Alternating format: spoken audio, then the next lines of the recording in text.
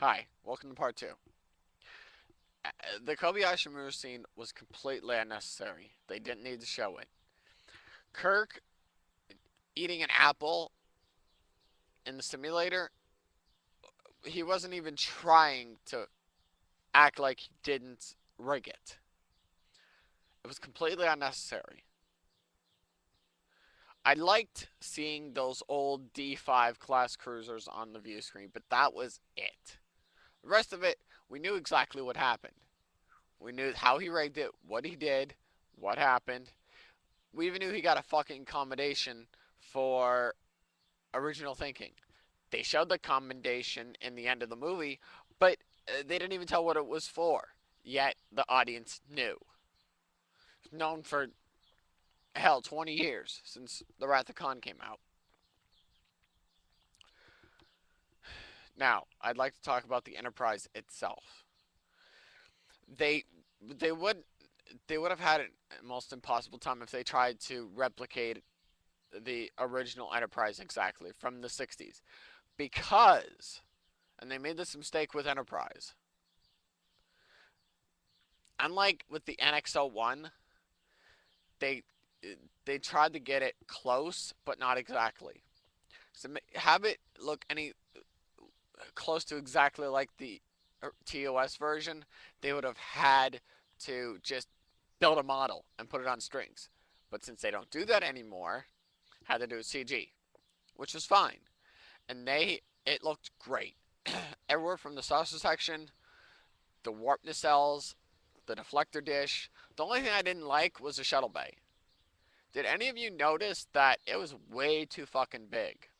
In the original series, or even in the movies, specifically Star Trek V, there was only enough room in that shuttle bay for two shuttlecrafts.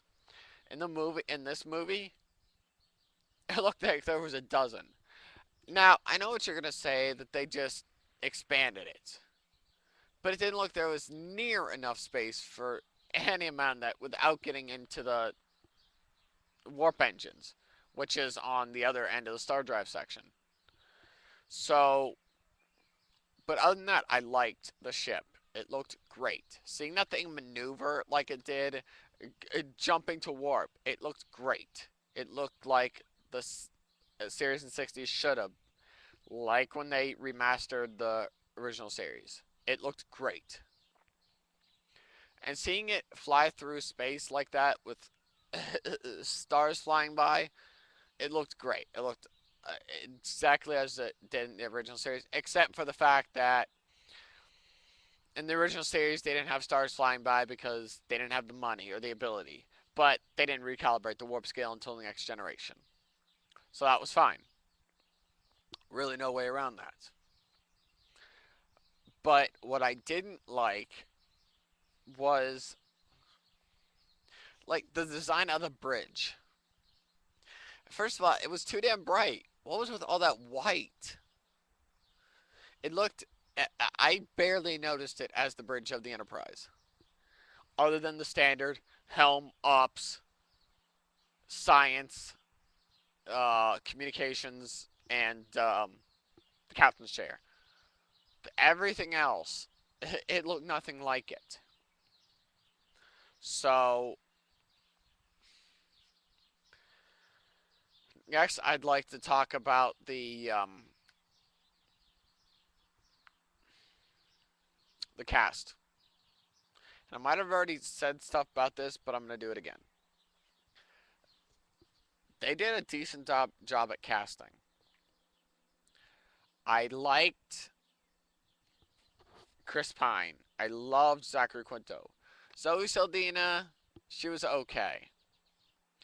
Um, the others, Scotty, Chekhov, John Cho was an interesting choice for Sulu, considering the kind of characters he normally plays. And I'm not just talking about from Harold and Kumar. I'm talking about just anything else, like say House. But it was nice how we got to see them meet for the first time, and how we finally find out where McCoy got his nickname Bones, and how Kirk hit on Uhura, and how Spock and Uhura had a little bit of action going on. But the rest of them, between the Romulans and the Vulcans, who the fuck was that playing Sarek? I understand they couldn't get the original actor. He's way too old. But he should remind you of the original.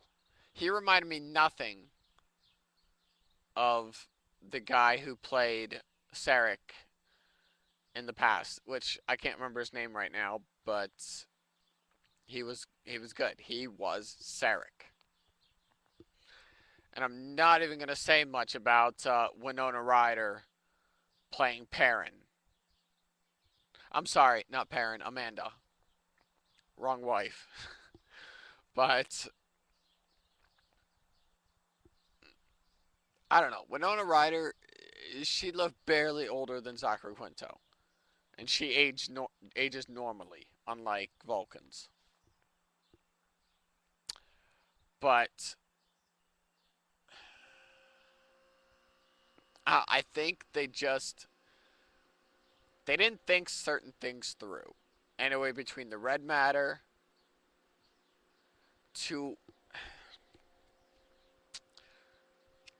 why the hell uh, to why the hell Nero would have such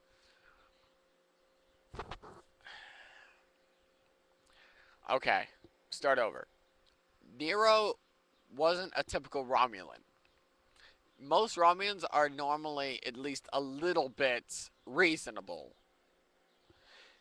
Nero is just plain, how should I say, maybe a cross between a Klingon and a Hirogen. If you guys haven't heard of Hirogen, they were pretty much like Klingons, but without the honor.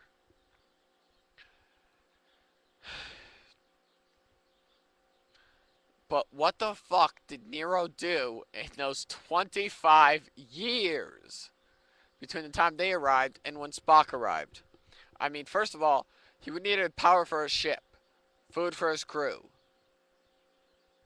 a place to hide out where no one would find him. What, he just crawl into the corner of the galaxy? And why the fuck didn't him and his crew ever age? They looked exactly like they did on the day they arrived from that day when Spock arrived. That's 25 fucking years. You get a hell of a lot older than that. And Romulans don't live 200 years like Vulcans do. What the hell? I think I do need a little help from an old friend.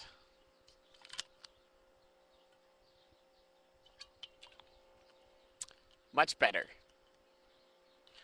Now, like I said, I'm neutral about this movie in a way. I think it was good, but I think it was bullshit. So I'm going to give it a 5 out of 10. Because they lost the whole idea of Gene Roddenberry's dream about what he wanted. Between the morality, learning a lesson, or just plain telling a good story. Well, I hope you liked it. For the 10 people who see this video, comment. Tell me what you think. Rate if you'd like. And if people like it, I'll record some more. Later.